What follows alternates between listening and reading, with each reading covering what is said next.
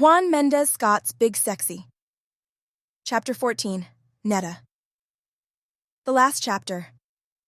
My juices started flowing. God, I said, and my voice was weak with passion. I wish Maggie could see this. When I let my pretty spring dress drop to my feet to reveal my beautiful, perfect naked body, Duane, a man who never lost his cool, almost blacked out. Lord have mercy, he said, his voice quivering. I think I know my way around already, I said, prancing down a couple of steps to the master bedroom, peeping back at Duane as if I was leaving him a trail to follow me. And he did. When Duane stepped into the bedroom, he found me lying across the bed with my legs spread open. He had to wipe sweat from his forehead. I think you're ready to show me just how bad you want this, I said. In no time, Duane was naked and all over me, and he had me all over the bed. We had hard, intense, sweat-soaked sex. It was like a mad sex marathon. We started out with me on top. Then he turned me over doggy style. Then he was on top. And we were loud and we didn't care if anyone heard us or not. Although no one did, because of all the partying and music from the band inside Proud Mary's. We started feeling each other's orgasms coming, erupting like one big volcano. Digging my nails into his back, I coached Duane to bring it hard, and he did. Too hard. When we came together, Duane, sweating all over me and into my eyes and all over the bed, started gasping hard for air. I congratulated him on his performance, talking to him like he was a little kid who just won a medal in Junior Olympics. That felt so good, I said, staring up into his eyes that he just closed tight, still gasping and fighting to catch his breath. I was trying to see if he was okay, but so much sweat was dripping into my eyes, burning them, it was hard for me to see. You all right? Duane? You okay? No, Duane wasn't okay. He dropped dead right on top of me. Splat!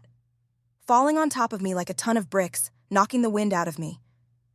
When I realized just how heavy Duane was, I felt a sense of panic coming. Oh my God! Duane, come on now, Duane! I wanted to help him, but I had to get him off me first. I struggled something awful, my sweaty hands slipping all over his sweaty body as I grabbed and tried to push him off of me. I was unable to slide my legs from under him because of his dead weight being right between my legs. I could feel us both sinking deep into the expensive foam bed. Feeling the panic getting closer, I fought like hell to keep my cool. Duane, I screamed. Get up, get off of me. Duane, stop playing, get up. I slid my hand underneath his chin and grunted as I lifted his head. When I saw that he was dead with his eyes wide open, I went into a complete heart-pounding panic attack, and my screams could have shattered glass. After a while with Duane lying dead on top of me, I struggled to breathe. It felt like a tree had fallen on top of me. My legs were stinging with numbness from my thighs to my toes, and my chest felt caved in like an elephant was sitting on it. I can't die like this, I said, scared and crying now. Oh my God, I can't die like this. I tried to scream again, but I was too weak to do anything. I cried out in panic. Then I heard someone moving around the boat. I stopped to get a good listen. Oh my God, I said, crying. Thank you, help, the female voice called out. Duane? Recognizing who it might be, I tried my best to talk. I said, Maggie, she said. Duane? When Maggie walked into the room and saw Duane and me in bed together, she screamed to the top of her voice. She yelled, Duane, what are you doing, Duane? He's dead, I said, coughing for air. Get him off of me. What? He's dead. He's dead, Maggie, please. Get him. Maggie rushed over to him saying, Duane! He's dead! Duane! Maggie kept yelling out. He's dead! I begged and begged in frustration, struggling, trying to scream. Get him off of me.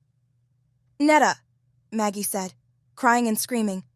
What are you doing? What are you doing to me? Why? I could feel my eyes burning. They were big and begging. Grab him by the arm and pull. You're doing this to me again. Maggie! I yelled, fighting for air. I can't breathe, get him off of me! Maggie turned away and broke down crying. Please, Maggie, he's too heavy. Get him, please! After a moment of Maggie crying and me begging her for help, Maggie stopped and got herself together. She set her purse down at the foot of the bed. An evil curtain draped Maggie's face, and she said, You know what? I'm done crying. I'm not going to cry for my husband. And I'm not going to cry for you either, Netta. It'll be enough of that at your funeral. I tried to reach out to her. My what? My funeral? Although I wouldn't be surprised if no one showed up at your funeral, though. Maggie. No, see, I'm done crying for all those who have betrayed me, Netta. I'm done crying and I'm done suffering. Maggie.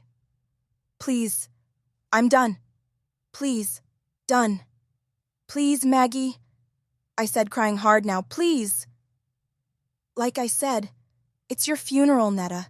What's about to happen to you is something you set up a long time ago when we were in high school. Maggie, come on, I said, getting frustrated as hell that she wasn't taking this seriously. And now, it's all come to this. You trying to hurt me? Since high school, it has all come down to this. Get him.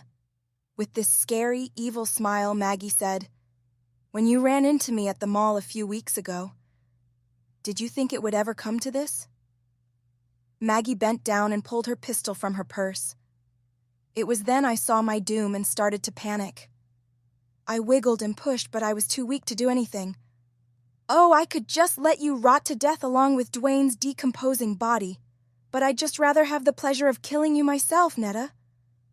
No. Please, no. Besides, if I leave you here, you might get the strength of life and find your way out of this mess, like most dirty rats do. So I can't take that chance. He's too heavy, please.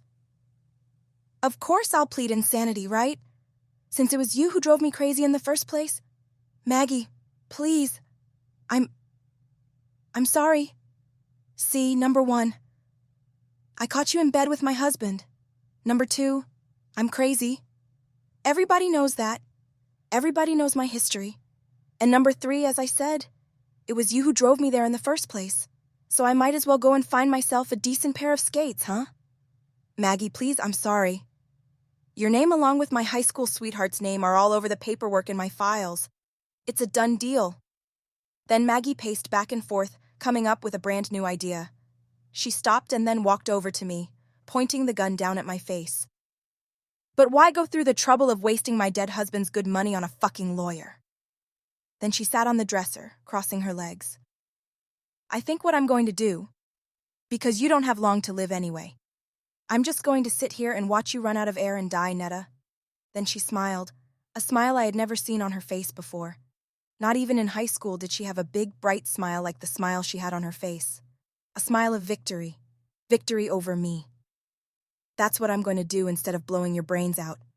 I'm going to sit here and watch you slowly die, like the dog you are. And I could feel myself slowly slipping away, running out of air. With the little air left that I had, I took one more stab at begging for my life. Please. Maggie leaned forward as if she couldn't hear. Are those your last words? Please. Please. Maggie? Those are your last words? And yes, those were my last words.